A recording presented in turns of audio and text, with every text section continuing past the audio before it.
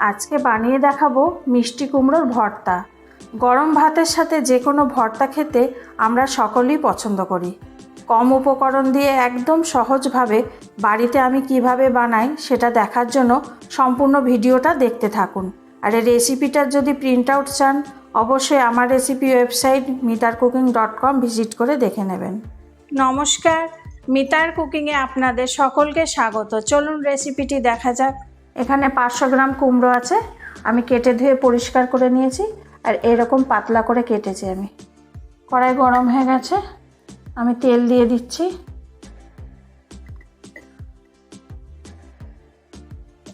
এক চামচ মতন তেল দিলাম। তেল গরম হয়ে গেছে, এবার আমি কুমড়ো দিয়ে দেবো। কুমড়ো আমি দিয়ে দিলাম। আপনারা যখন তেলে কিছু ছাড়বেন খুব সাবধানে ছাড়বেন যাতে গায়ে ছিটা না আসে। উপর থেকে আমি 1 চিমটে নুন ছড়িয়ে দিলাম। এবার আমি এটাকে ঢেকে দেবো। মিডিয়াম হিটে আমি এবার ভাজবো এটাকে। এবার আমি উল্টিয়ে দেবো।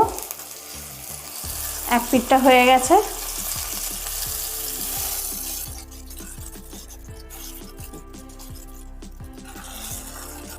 আরেক পিঠটা ভাজা হোক।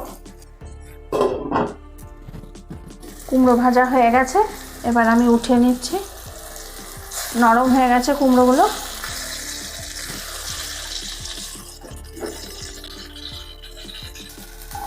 এইভাবে আমি বাকি কুমড়োগুলো ভেজে আপনাদের দেখাচ্ছি। দেখুন, এইভাবে আমি সবগুলো কুমড়ো ভেজে নিয়েছি। কড়াইতে আমি 1 চামচ তেল দিয়ে দিলাম। তেলটা গরম হলে আমি শুকনো লঙ্কা দিয়ে দেব।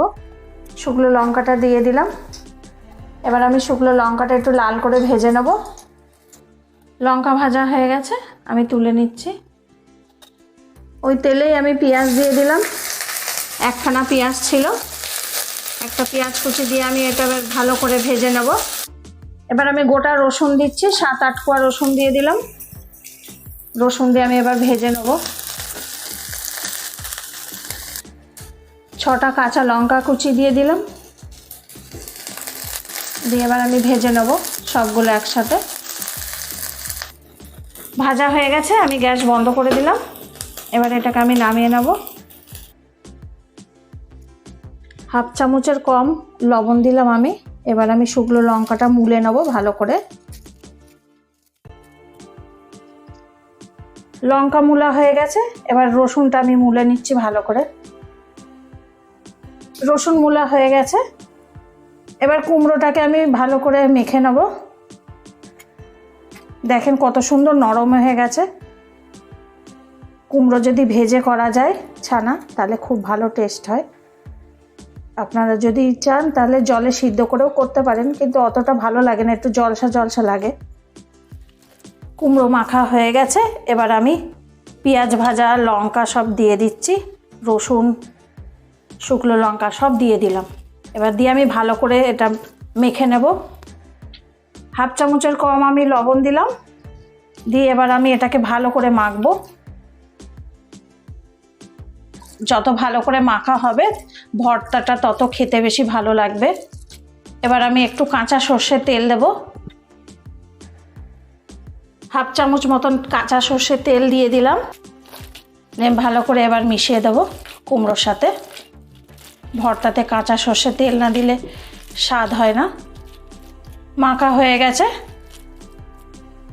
ভর্তা তৈরি হয়ে গেছে। আমি বাটিতে এবার দিচ্ছি।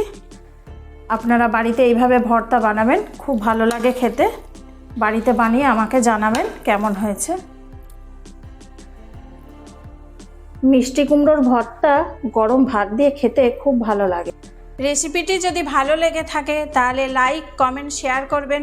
আর যদি ভালো না লাগে ডিসলাইক দিয়ে অবশ্যই একটা কমেন্ট করে জানাবেন। সকলে ভালো থাকবেন। আসি তাহলে।